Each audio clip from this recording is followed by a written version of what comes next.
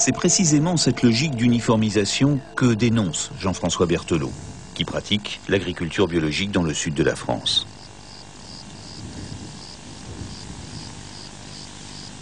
Sur sa ferme, il cultive 200 variétés anciennes de blé.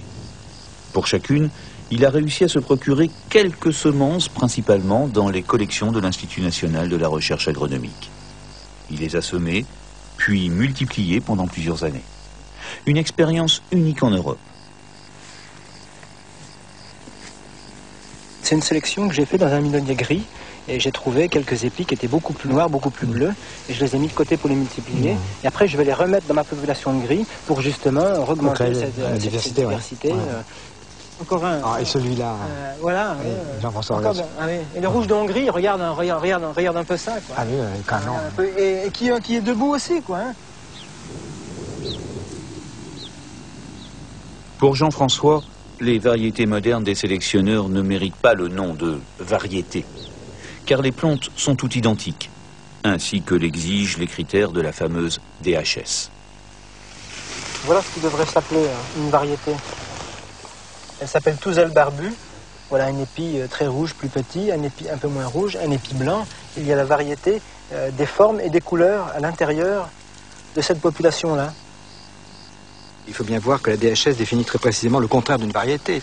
On est dans une logique de clonage depuis 2 siècles, de remplacement de la diversité par l'uniformité industrielle qui applique les principes de la révolution industrielle au monde vivant. C'est-à-dire la recherche de l'homogénéité, de la production de série, de la reproductibilité, de la stabilité du produit industriel. Et deuxièmement, il y a la recherche aussi du droit de propriété intellectuelle. Une variété ne peut pas faire l'objet d'un droit de propriété parce que justement c'est une variété. Un clone qui est un mort vivant peut faire l'objet d'un droit de propriété. Ne répondant pas aux critères de la DHS, les variétés anciennes ne sont donc pas inscrites au catalogue. Adoptées par les 37 pays qui ont signé les accords de l'UPOV, l'Union pour la protection des obtentions végétales, le système du catalogue entérine, de fait, le monopole des sélectionneurs. Dis-moi Jean-François, mais tu as des blés illégaux là, si je puis dire. Ouais. Complètement illégaux. Mais dans un cadre de recherche, il y a une exemption et qui nous permet quand même de les multiplier. Mais moi, ça veut dire que si un collègue vient qui me dit « Oh, ce blé-là, il est vraiment magnifique », j'ai pas le droit de leur donner, quoi. Hein. Ah oui. Bon, je suis passible d'une amende, d'aller sûrement devant les tribunaux. Ouais. Il y a un règlement qui, quelque part, indirectement, veut la mort de la biodiversité. C'est un règlement qui a été fait pour protéger les sélectionneurs, qui avait sûrement un sens au début, parce que les sélectionneurs ont fait une recherche, il fallait qu'elle soit rémunérée, il fallait qu'elle soit protégée, il fallait que le marché soit moralisé, mais le résultat est qu'aujourd'hui, il n'y a pas de place pour autre chose que leurs variétés sélectionnées, et toutes ces variétés n'ont plus droit de citer. Voilà, il y a encore une autre variété du début du siècle, les bladettes qu'il y avait dans le sud-ouest, avec des pailles formidables. Ces grands blés sont des producteurs d'humus, sont des producteurs de carbone, donc des producteurs de terre, quoi, hein. Ils ne font pas que produire de l'aliment pour l'homme. Et ça, on est dans une autre logique, une autre... Oui, mais pourquoi tu veux nourrir la terre avec du carbone si tu peux la nourrir avec de l'azote et des engrais minéraux, n'est-ce pas, hein? Tout à fait. Voilà le problème. Voilà. En tout cas, ce qu'on constate, c'est que le blé a tendance à diminuer en taille, c'est ça? Nous étions dans les variétés début du siècle qui sont plus hautes que nous. Ça, c'est les variétés des années 50, quoi. Il y a encore des pailles qui font 1m10, quoi. Et puis maintenant, 70 cm, voilà, c'est à peu près la hauteur.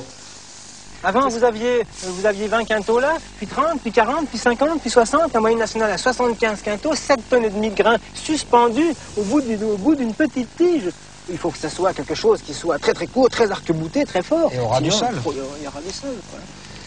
Alors, l'inconvénient évidemment de ces blés-là, c'est que vous voyez, là ici, c'est quand même très très dense comme couvert végétal. Donc ça fait une densité de feuillage, si vous voulez, qui est telle qu'elle crée des conditions d'humidité favorables au développement de champignons. Donc il faut fongicide. Non, fongicide, pesticide, tout ce qu'on peut imaginer.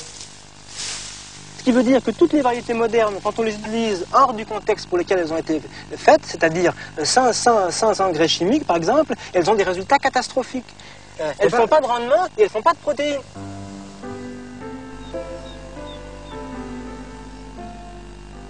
Jean-François fait partie d'un réseau de paysans boulangers qui pratiquent tous l'agriculture biologique. Il fabrique lui-même sa farine et son pain. Et comme pour les cépages du vin, chaque variété de blé engendre un pain qui possède un arôme ou des qualités nutritives spécifiques. Voilà, il s'agit du pâton des variétés de Touzel.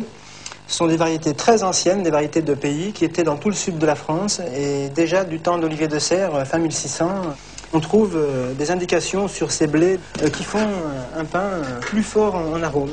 Là, c'est la présence de la provitamine A, bêta-carotène, qui donne cette couleur jaune. Mais en contrepartie, elle a un gluten qui est faible. Vous voyez, elle lâche, alors que la variété moderne, elle est extensible longtemps.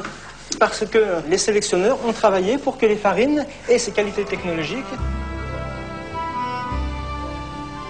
et que la pâte puisse être facilement travaillée dans des pétrins mécaniques, dans des diviseuses, dans des façonneuses. Donc ça a restreint les possibilités d'utilisation des variétés, car toutes les variétés ne sont pas facilement mécanisables. Pour avoir différentes sortes de pain, il faut d'abord avoir différentes sortes de blé. Et l'agriculture d'aujourd'hui, en uniformisant les blés, s'est privée d'une grande diversité de blés, donc d'une grande diversité de pain.